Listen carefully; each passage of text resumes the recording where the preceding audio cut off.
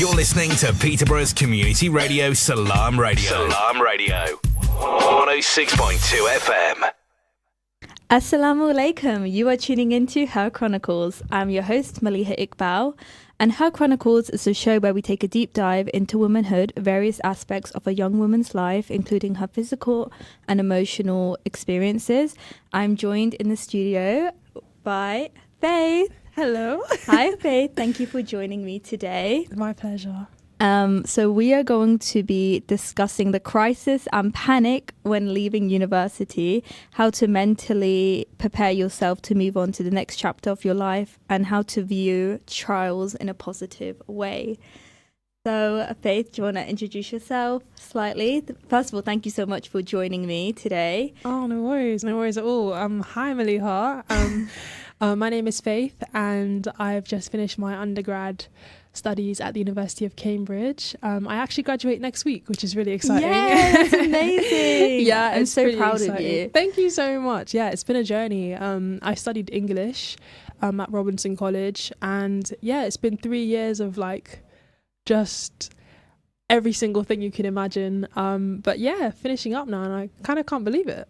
It must be such a surreal feeling. We were discussing this in the car, but to go from feeling stressed, panicked, and every other emotion to now feeling like, wow, now it's all over. Yeah. Can you finally breathe? Yeah, I mean, I think kind of like, I feel like that's also like a thing of learning how to take it easy again after you've been in such high stress. And obviously the end of your degree is like also like exam season, and like all your friends are kind of in the same boat of we're all trying to like do our best for these exams, revise, and kind of show everything we've learned over the 3 years.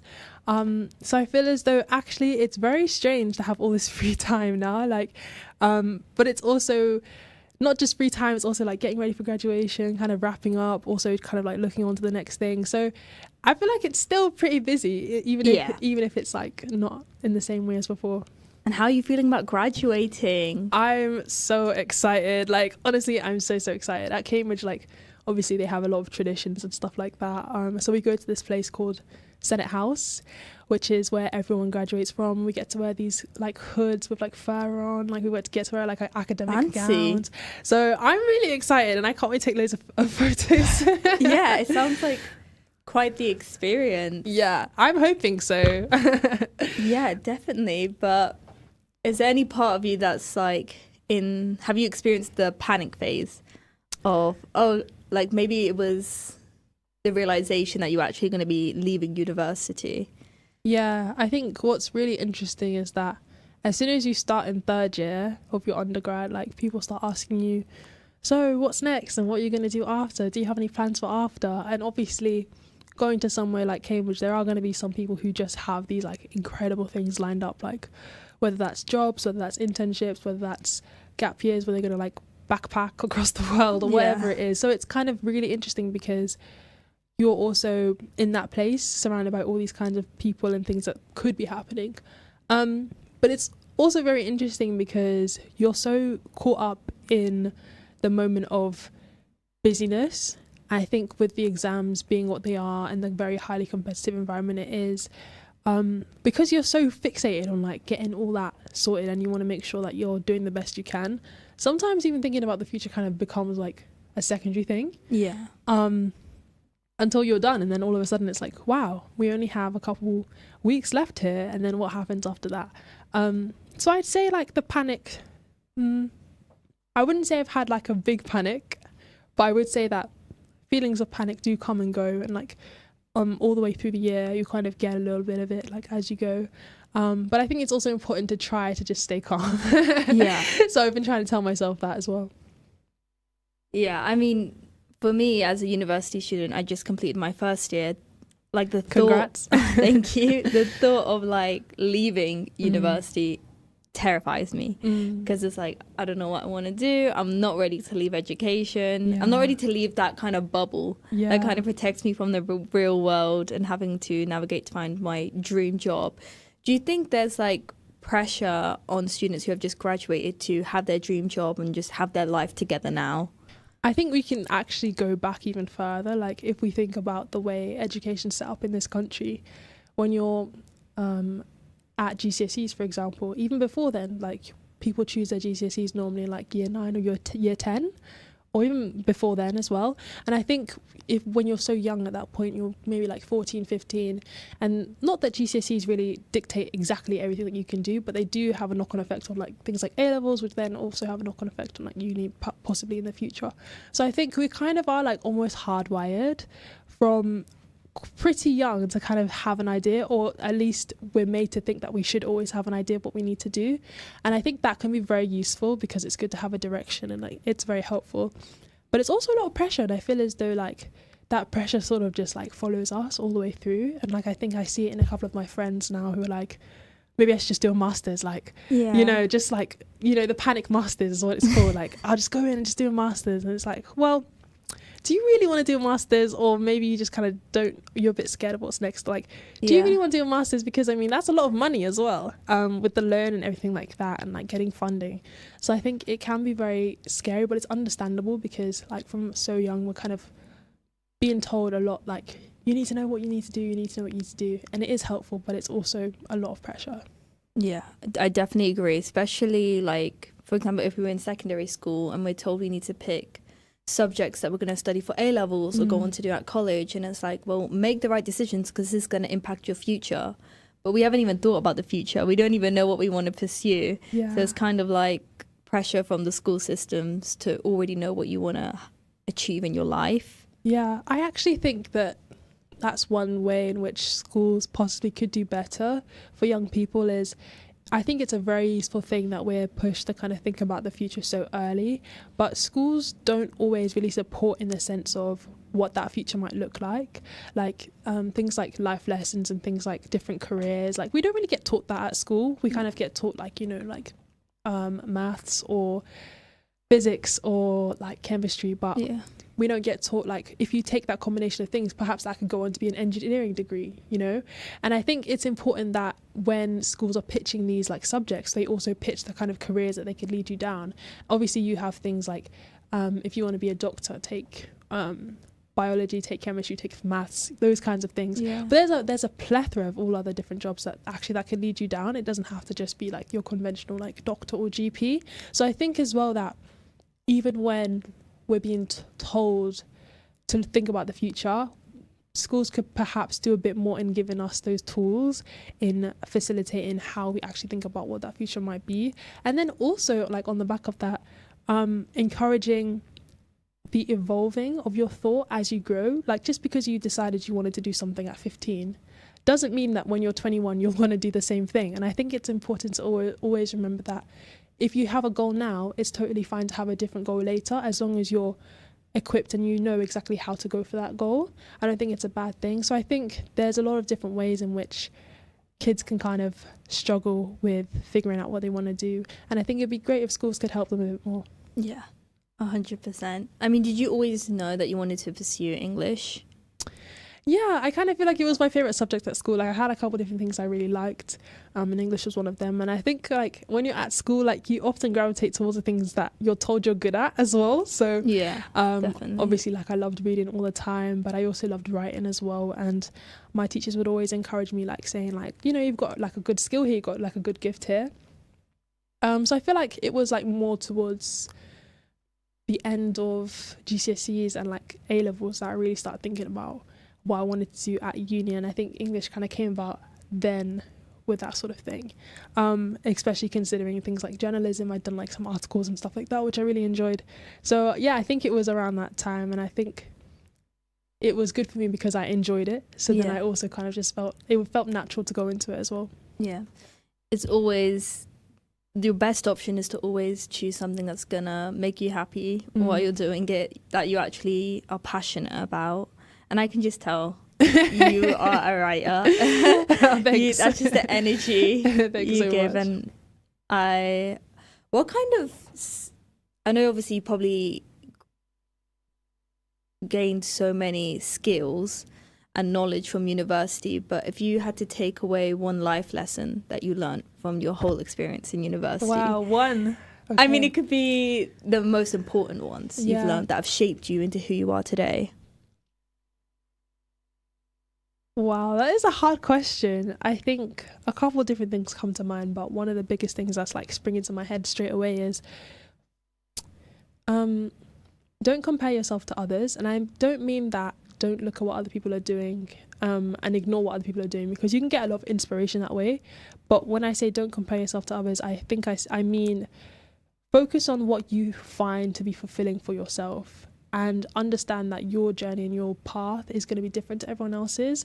So even though maybe you're in the same age group, or you do the same subject, or you have similar interests even, just because other people are doing different like things, maybe they have different opportunities they're getting, or they're kind of up to different things, does not mean that you need to neglect yourself. I feel as though it means like take inspiration from that and really focus on where you want to go, and then just go for it. And I think that kind of journey of like self-discovery people are always talking about in a uni, like I think that's a major part of it, is just making sure you're focusing on what you want to do, and don't be afraid to do what you want to do, even if it seems a bit like out of the box. Yeah, I really sympathize with the first statement you made about comparing yourself to other people, especially like your peers or your friends or people you may look up to. I think we all kind of fall into that trap, especially in university, because we see a lot of time of people's achievements and we feel like we need to be on that same wavelength. And if we're not, we're doing something wrong and we're failures. I think as well, like it's so easy to look at other people's like achievements and like goals and things that they've achieved and forget all the things that you've actually achieved as well. Yeah. One really, really, really good piece of advice which I heard recently was make a list of all the things that you've done and that you feel proud of. They don't have to be massive things. They can just be like very small things that you feel proud of. Or maybe there are things that are bigger on that list that you actually want to like document. But I think having a physical list of all the stuff that you've actually done really helps, because it shows that not only are you a person of like merit and of like stature and achievement, but then also you can put yourself slightly more at an equal playing field with the other people who are around you and your peers and stuff. So as much as you look up to them, you can also say, I have things that are from myself that actually are worth noting. And I think we can just forget that so much. I think so. Don't compare yourself to others, but then also like don't forget to like step back and look at yourself and kind of be proud of yourself. Exactly. Like it's not an easy thing, you know, being at uni, and then also kind of like if you're the kind of person who does a lot of other things outside of uni as well. I think making lists of those like is really important, not only for your character, but then also if you're someone who's looking forward to like employment in the future, even those can be things that you kind of put down. You can say, oh yeah, I'm an employable person, or yeah, I'm a person of merit or of character. So I think it's important to really celebrate your wins as well, as much as you're celebrating other people's wins.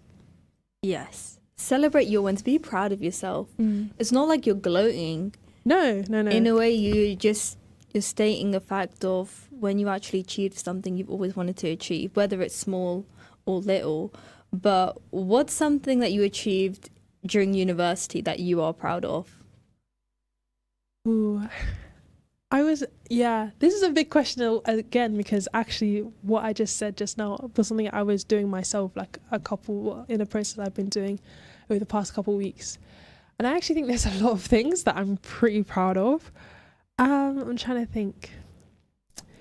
I think more than one singular thing, I feel as though at university I've been able to push myself out of my comfort zone a lot more. Whether that's like going up for roles that I wouldn't have gone for before. So I did a lot of things like in terms of like being a person of colour at uni. Like I stepped into a lot of leadership roles in my college, but then also like at like student union and stuff like that. I kind of tried a lot of new things. So like I did a lot of writing while I was at uni. I also did like some theatre, but not acting, but just like writing. Wow. I'm not really an actress, but yeah, I did some like writing in theatre as well. And then also like this year, like I've been doing a lot of like photography for different like societies and events, which is not something I would ever done before. So I feel as though I just kind of tried a lot of things that I never would have done before. And I think it was very scary at the start, but the more I did it, like the more it came a bit easier. So I feel as though that's my biggest achievement, maybe not in one singular thing, but just in the way that I've changed as a character, in the sense of I'm less fearful to do things I've never done before, and less scared for it to go wrong, and more like my mindset more is like now like, you know, let's do it, and if it goes wrong, it's fine, we'll move on. Rather before, I'd just be like, no, I'm just way too scared. So I think that's my biggest achievement, I think, is the way of growing that way. Wow, you adapted such a positive mindset when seizing these opportunities. But what made you want to just take that leap of faith and be like, you know what, I need to put myself out of my comfort zone? Yeah, you know what? I think it is, again, I think I said before, of like, I think maybe just because of the friends I had around me, we're doing so many cool things. Like, you know, like I said about theatre, like I had a friend who is really into theatre. I have other friends who are really into like film, photography, art, all that kind of thing. And I think they were all like kind of in their own ways, participating in these things as they wanted to, and not putting too much pressure on themselves, but just kind of like because it was their interest. And I think I gained a lot of inspiration from those people. So I have to give it to my friends, like, for inspiring me. And I think just being in an environment where everyone is always kind of going above and beyond, it forces you to grow as well. And as much as it's difficult, because like it can be quite stressful, can be quite tiring, it does push you and it does stretch you. And I think ultimately you have more positive than you have negative at the end of that process. So I think those kinds of things, being in that environment, really pushed me. And I guess I didn't want to get left behind. I know it kind of sounds a bit like, I don't think I would have been left behind at all, but it was more like, hey, if they can do it, then like I can do it as well. Yeah. So I think that's what helped me like take that leap. Having good influences in your life, people who you look up to. But I think your friends will probably say that you also inspire them and you have also been the motive as to why they've, you know, took on another opportunity or got out of their comfort zone, because that's exactly what you demonstrated for them. Yeah, I think it's definitely so special when you can have friendships or people you know or acquaintances where it's like a mutually beneficial thing. Yes. Where you're kind of like, my mum always says this thing of like iron sharpens iron, and that basically she just means like, if you help me in this way, I can also help you in another way. And like, not that we're friends because we help each other, but as a byproduct of that friendship, we're able to grow as people. And so I really think that's one thing that like I think is so valuable when you have relationships. It's just being able to grow with each other and from each other. And I think being always open to learning from someone else, whether that's your peer or whether that's someone who's superior to you or someone who, I don't like to use the word, but if you can kind of think inferior to you as well. I think those kinds of things, if you can really seize on those things, there's no kind of limit to the things that you can achieve. And I think people who support you can really help you in so many ways. So I'm very grateful for that. Yeah. Just how important is it to be around the right friendship group, the right influences, especially in university? Like, your environment is key to your growth, really. Absolutely. I'd say like personally, growing up, like my family was always like that unit around me, and everything revolved around that unit, like every single part of life. And I think going to uni was really strange in the first year because it was the first time I didn't really have that unit next to me all the time. So I kind of feel as though your friends that you make at uni almost form a new sort of family. It's definitely not going to look the same way, but they kind of form that support network. And I think it's so important to have that, especially if you're like in a high stress situation, like Cambridge can be, when you're kind of like really studying really hard. There's a lot of deadlines, you know, there's just a lot of work to turn around. I think having people who not only support you but understand where you're coming from because they're also in the same boat is so important. And like, as much as, you know, you can call your family, like, or you can like talk to them on the phone, your friends are the ones who are like next to you in that moment. So I think it's very important that you have people you can rely on. And I'd also say that it's not really, in case like people think, oh, like, how do I find friends like that? Like, I think actually it happens very naturally in the sense of you just gravitate towards people who also have similar energy or similar ambitions or similar goals or similar interests to you.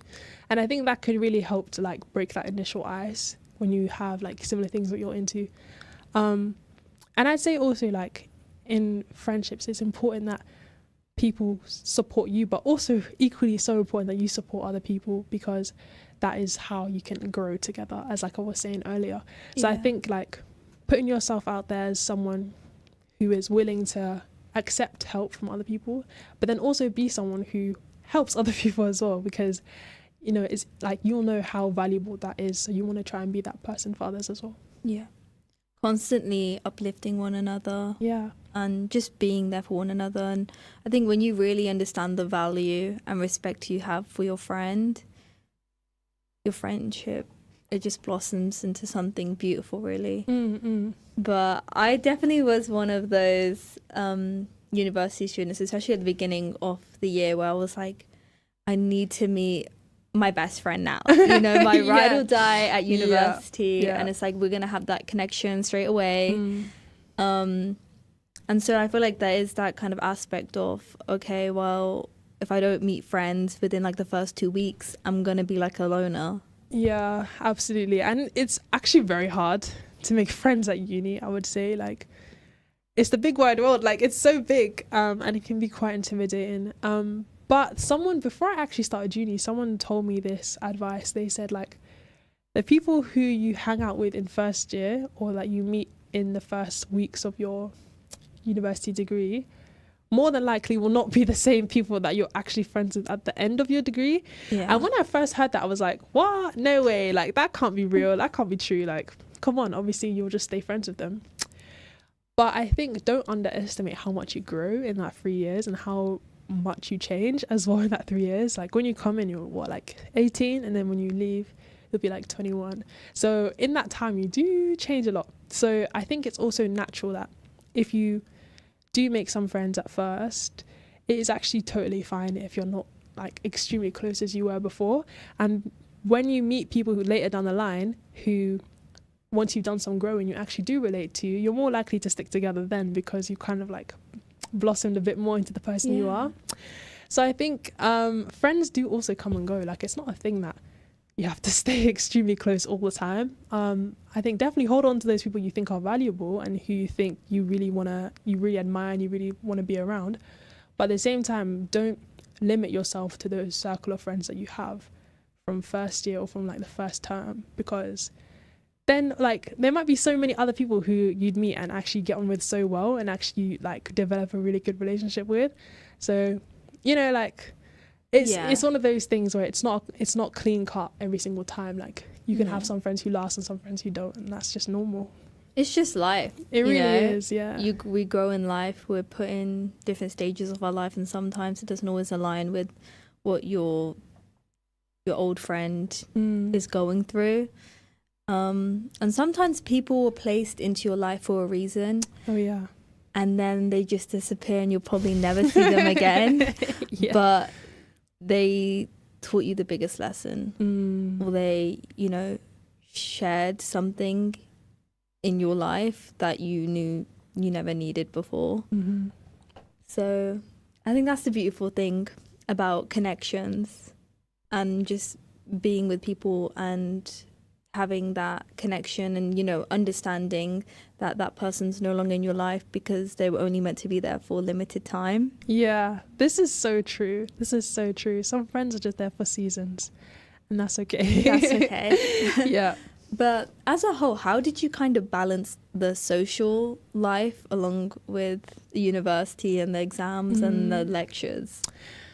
I think it was hard at the start. I think you kind of have to just go into it in the deep end. So obviously the step for me from A levels to uni was quite a big jump, just because of the way Cambridge is just academically like so vigorous. I think overly vigorous sometimes. But I think the thing for me was just kind of learning that work-life balance. I think like growing up, I was very much taught to be very, very on it with the academics, you know, like just always working, always studying, making sure you're putting the hours in, go above and beyond with that kind of thing. And I value those lessons so much, because I think that's really helped me take me where I am now today.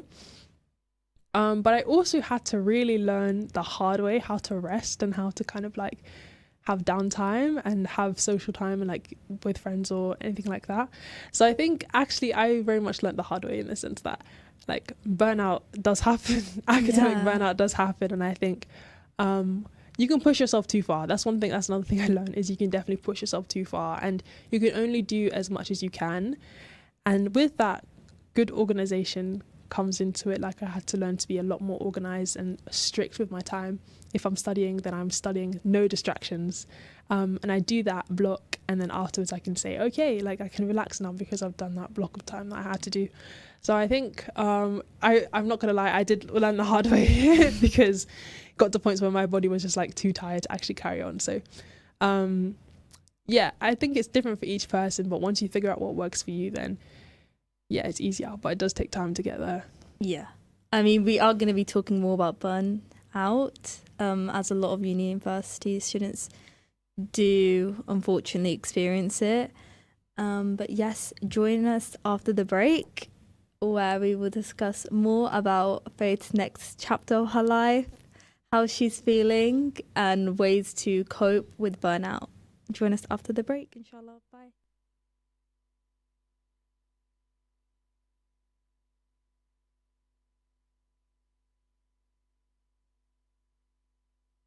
Stay tuned to Salam Radio after this short ad break.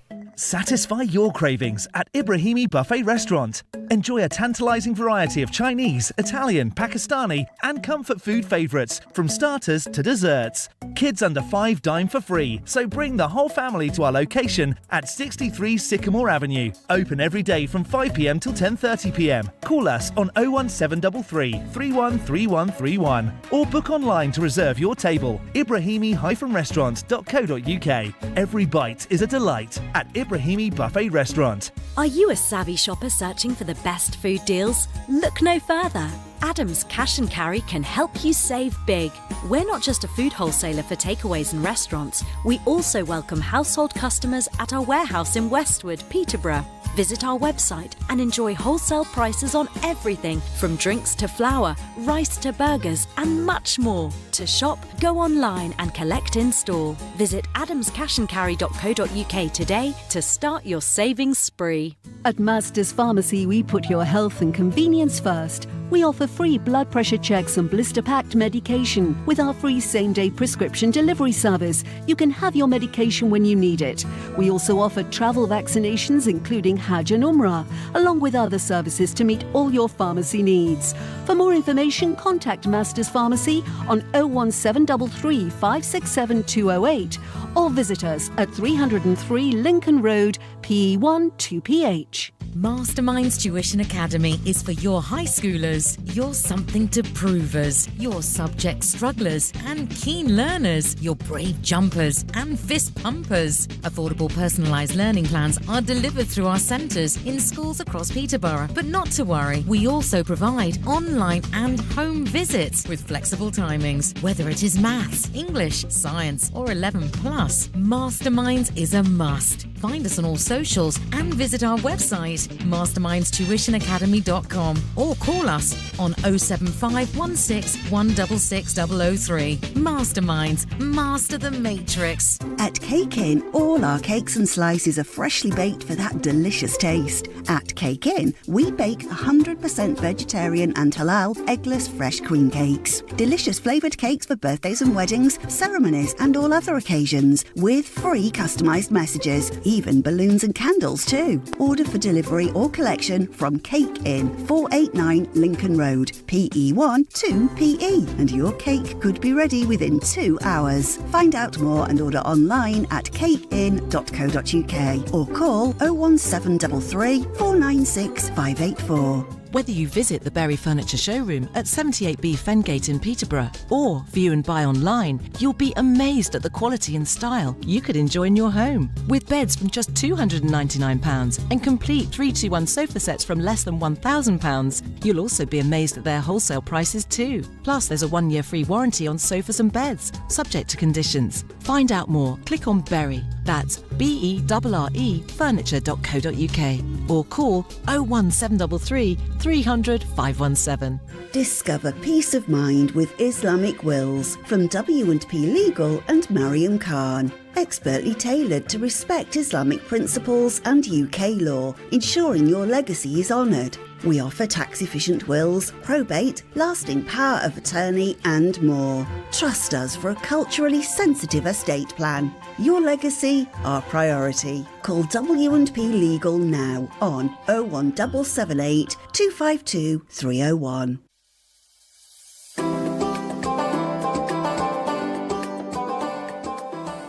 This is Salam Radio, Peterborough's Muslim community radio. Broadcasting on 106.2 FM and online. Assalamu alaikum. You are tuning into Her Chronicles. Faith and I have just been discussing the crisis of leaving university, your university journey as a whole.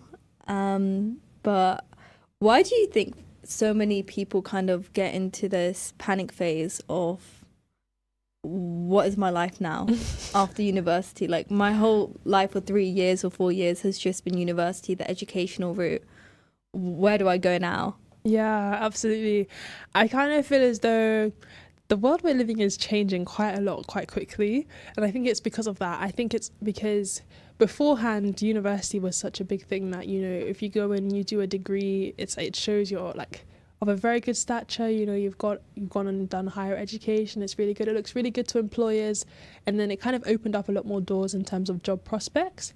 Whereas now I feel as though it's quite baseline to have an undergrad degree.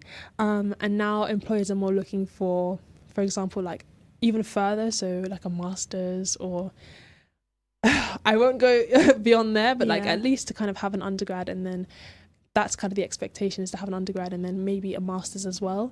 And then I also think it's not even enough to just kind of have a degree. Now you kind of have to have all these other things that you're good at, like what are the kind of things you do in your spare time, what's your kind of like extracurricular, like, you know, even to get into university, you have to show that you do other things outside of school. So I think it's that kind of changing dynamic we're kind of living in now, in the sense that maybe education's not really enough, like in the formal sense. Like perhaps now we kind of need a lot more things, like a lot more experience to set us out from other people. And I think that can be a bit of a challenge. How do you kind of like show that you're different or more skilled or more qualified than your peers who are all equally as skilled as you are? Yeah, so I think it comes from that. Yeah, I definitely agree. It seems like a university degree is not the only thing you need to hold. It's about experience. It's about knowing the industry you want to work in. It's about gaining skills and connections, and that itself can be very overwhelming, especially if you feel you haven't had the greatest luck with work experience. I mean, do you have any advice on how university students can reach out to get work experience? I think definitely make use of your tutors and your supervisors. So at university, you know, the people who are teaching you often do have links, and they do have like connections to people, whether that be previous students of your uni, of your faculty or department, so the alumni who were there before, that they can perhaps put you in touch with, or just kind of people that they kind of know in their field who they can also get in touch with. Don't be afraid, like we were talking about earlier, to use your friends as well. Like, you know, speak to your friends about like, I'd like to get into this, and maybe someone has seen something and they can send it to you, and that kind of thing. And I think just kind of making it very known the kinds of things you're interested in. Oftentimes when you put it out, actually things come back to you, which I found very, very interesting. So I find that if you kind of like just start acting, then more and more things will come your way, but you kind of have to take that initial step. I definitely say speaking to supervisors and stuff like that can be very, very helpful just to start off with. And speak to your career service if your uni has a career service as well. Book an appointment with them, like have just an initial conversation, because sometimes it's just useful to chat it out with someone. And then from there, like hopefully things will start falling into place. Yes, definitely. You need to kind of be proactive in the sense that you want to put yourself out there. So you're going to try and reach out to the people you already have connections with, such as tutors, your friends. And, you know, if they're going to want the best for you, so they're going to give you these connections and hope that you're going to utilize them and get out there. Yeah, absolutely. Don't be afraid. Just do it. Yeah. That's honestly the reasons why I created the radio show and why I'm part of Salam Radio, is to gain work experience. And I've gained such knowledgeable work experience where I feel happy I'm proud of myself because I put myself out there. And I also encourage other university students to really get out there. I know we live in Peterborough, so maybe you feel that there is a lack of experience for us to gain, especially as young people. But how's the transition been from living in Cambridge to now you're coming down back to Peterborough? How's that been? Yes, it's been really interesting. So Cambridge students normally live full-time in Cambridge, which is what I've been doing for the past 3 years. But now I'm kind of, like you're saying, in that transition of coming back home and living with my family again. So I'm moving back into our family home. So that's me, my mum, my 2 younger sisters, Hope and Leah. And yeah, so it's been really interesting because in Cambridge it's so peaceful. Yeah. It's so peaceful because I just live on my own. I have my own room. I have everything to myself. And I can kind of like operate on my own timetable, which is really nice. No distractions, anything like that. But paradise. Yeah, honestly, it's amazing. But then coming back home, it's also great, but just a different experience because, you know, there are other people living in this house all of a sudden. I'm just like, wow, like you're all here all the time. And it's interesting. I think actually it's pros and cons because at uni sometimes I can get a bit lonely. Like sometimes it can get a bit too quiet and it's like, I don't know, you're just on your own quite a lot and it can be quite solitary. And I think especially until you kind of find those spaces that you feel comfortable in, it can be a lot of alone time. So I think that's one thing I do value as much as it's sometimes like inconvenient is when I go home, you know, I have the company of my family, I feel comfortable around them, you know, like, and we're a very lively bunch, so it's never a dull moment. But I think that transition is going to be very interesting, especially considering when I left home, I was still a teenager, so I was 18. And now I feel as though, you know, I'm much more of a young woman now. Wow. So coming back in, it's You're like a whole new woman now. Yeah, absolutely. You know, I've learned a lot, I've grown a lot. And of course, you know, I'm nowhere near kind of where I'll be in, like, let's say 5 years more. Yeah. But, you know, I'm not the same person I was. So coming back in, it's going to be interesting. And I wonder also how much of myself will depend on where I am, in the sense of your identity can often be linked to the place where you are at that moment, right? So I'm kind of wondering how much of my Cambridge self I'm going to be able to hold on to in Peterborough. And I mean, that's exciting, but I'm also hoping that like perhaps I can evolve even more coming back home as well. So in a word, it's interesting. Yeah. I don't think you will lose, maybe not all of your Cambridge identity, as it's made you the woman you are today. You know, all the life lessons you've learned about how you've kind of conformed in a way to that type of environment, and you're kind of bringing it back to your old environment, but making your old environment spice up in a different way. Yeah, of course. Yeah, I think so. I think it's interesting actually coming home again because not only have I changed, but like obviously my family is like for the past 3 years also been changing. Like my 2 younger sisters, you know, have grown a lot. Like when I go home every single time, I'm like, wow, Leah's a lot taller. That's my younger sister, like a lot taller than before. So it's like, it's really interesting because not only have I done a lot of growing, but then also they have. So I think bringing those two kind of like worlds back together will be a process. And I think actually like no one really speaks about that sort of like very weird interim when, you know, you're with your siblings, but you're all a lot older than you were before. And the kind of sense of like, I don't know, when you're a kid, it's very much the home is the home base. But then when you grow older, it's like very soon we probably won't all be living together in the same way that we have been our whole lives. So I think I'd like to kind of value this time now where savor it. Yeah, where we're all together in the same house and we can kind of just talk to each other and just yell at each other from different rooms. And, you know, we're close by because like, you know, give it maybe 5 to 10 years, we probably actually won't be living together anymore. And I think that's a special time. And I think people don't really speak about that kind of thing. So yeah, I want to appreciate that. Yeah. Seeing it in a gratitude way where, you know, this isn't going to happen again, where you're all going to be under the same roof. So why not just make the most of it, create new memories and hold on to the old memories as well. Yeah. But Faith, what is the next chapter in your life now? You're soon to be a graduate. Yeah, we were coming on to this. Is it time for vacation? And then we go on to the next phase. Absolutely. Yeah, it's a very interesting time right now. Like I feel a lot of different decisions being made at the moment. I think personally what I'd like to do is take a sort of gap year. So obviously people normally traditionally take a gap year between school and uni, but I think for me this kind of year, or at least 6 months to a year, will be recovery from uni, because actually it does take a lot out of you, and I think 100%. it's important to kind of give yourself a little bit of space to kind of recover, so that whenever you move on to the next thing, you actually are in a better frame of mind. And like I said, I'm moving back to Peterborough, which I'm very excited about. We actually have obviously our radio show launching very soon as well, which will be exciting. So working on that, getting back in touch with Peterborough with my family, and sort of like scoping out the scene here too, and kind of seeing where things take me. But I think one thing I really wanted was not to rush into, for example, Panic Masters, and just kind of like, I want to give myself a bit of time to make sure that I know exactly what it is I want to do.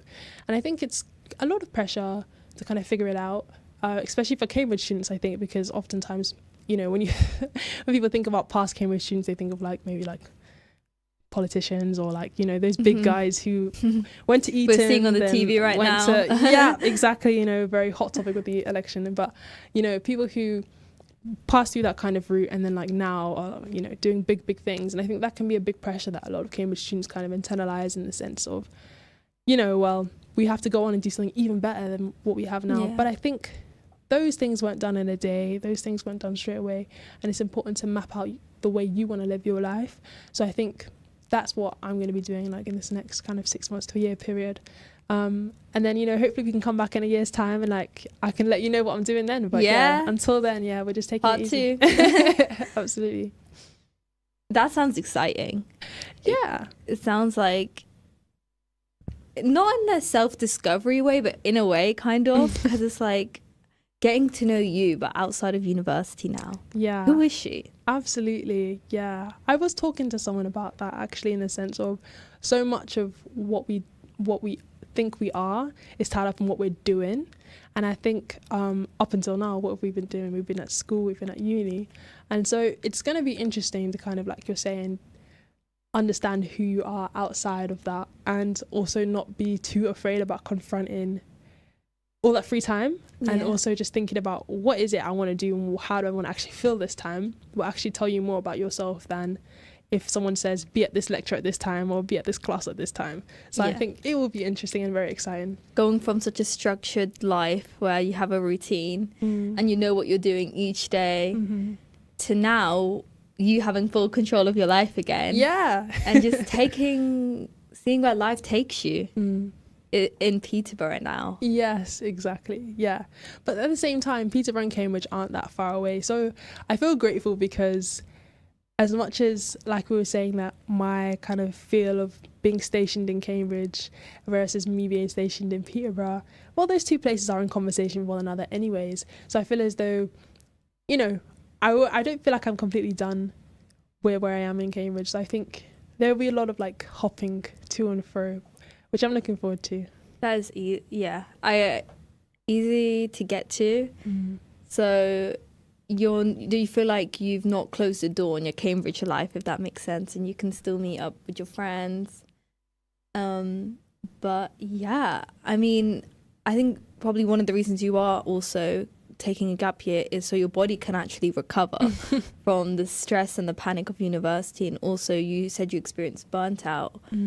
I mean, how did you recover from that? Yeah, that was quite hard. I think it was difficult because, like I said, at uni you can spend a lot of time by yourself.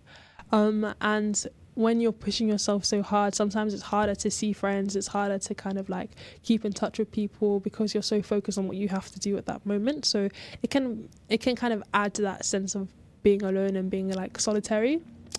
I would say, like, honestly, like, I have to say that my faith helped me so much. So, like, I believe in God and, like, I'm a Christian. So, you know, like, things like going to church, things like speaking with my Christian friends and, like, praying, all that kind of thing actually helped me so much. And I actually think that being at uni, very strangely, helped me grow closer to God, because I feel as though, like, I had to make time intentionally to like speak to him and like be in like his kind of presence. So I feel as though that helped me so much, was actually my faith, like just trusting him and like really knowing that there was a plan, and just understanding like I'm not going through it alone, even though it feels like I'm alone. So I think actually that, and like the combination of learning how to trust God more, having that support network that we were talking about before, learning the kind of like life-work balance, learning it the hard way sometimes. But I think once you know what your limits are, you're able to really decide like what you want to, how you want to live. And I think once I understood that, for example, I don't like to work too far into the night. I just can't study at that time. Like my brain completely shuts off. That means that I have to wake up earlier, and that means I just have to make sure that when I'm studying during the day, I'm just being really intentional about it and taking lots of breaks. And I think those kinds of things, like understanding yourself, understanding where you get your source, like where you get your strength. For me, it was like my friends, and it was like God. Once you understand those things, I think standing firm to those things really helps, and then you can recover from that burnout, and then hopefully avoid any future burnouts. It's important to learn from your mistakes as much as you kind of do well as well. I really like that saying, know your limits. Yeah.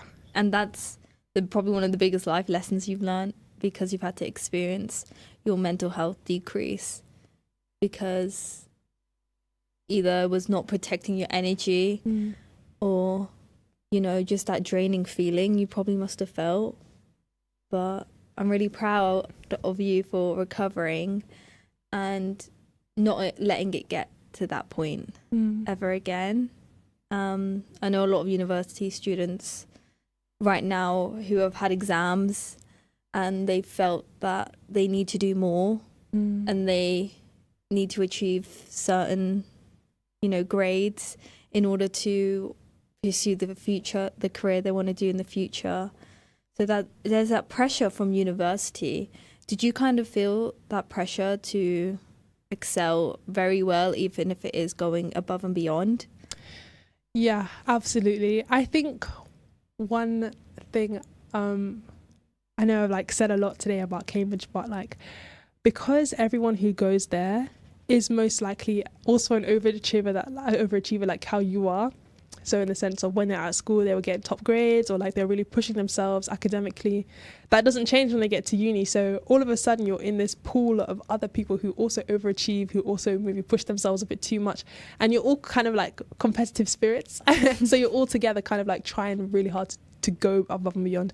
And I think that can be a really great motivator on one hand because it helps you to kind of push yourself. But on the other hand, it can also be not such a good thing because if you kind of let yourself swim too much in competition, you can really neglect yourself. So I think it was difficult at the start because you really want to make sure that you're doing your best and kind of doing yourself justice, if that makes sense. Yeah. But if you do that too much, then you're also gonna hurt yourself. So I think it was learning that balance of like, and this kind of goes back to what we were talking about much earlier on in the sense of don't compare yourself because everyone's on their own journey. And if you set out goals and measures for yourself and it's purely for yourself, then that will be your true measure of success. And I think that helps you to ground yourself, to again know your limits, to understand where you find your joy, where you find your peace. And if you do that, that's going to make you so much more fulfilled than trying to like compete with other people.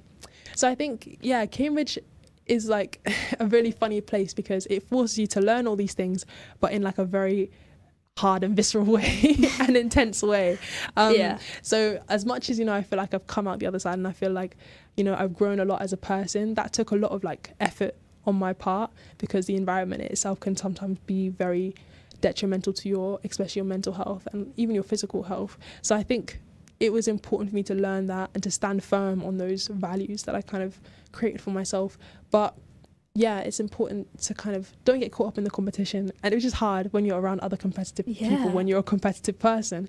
But the only person you really need to be concerned about is yourself, and making sure that you're standing firm on the things that you believe in for yourself, such that you can be a better person, not only for you, but then for other people too. So I think, I had to learn that, It must have been so hard being sucked into the competitive environment that Cambridge, I assume, create to allow you to excel very well at, but it's also like causing you mental health to experience damage as well, which is not ideal. But as a university student, I feel like we need to understand the value of mental health, and knowing we have to protect ourselves and only set out good intentions, that if we're going to act upon something, or if we're going to, add more stress maybe to our routine, okay, why am I doing this? What am I going to benefit out of this? And is this going to make me happy? Yeah. But it's a hard lesson to learn. And I think we're all still kind of learning it. We're all still on our own mental health journeys. And it's not an easy journey, but I think having a support system and, like you said, connecting with God. Did you feel your relationship to your faith and God grew?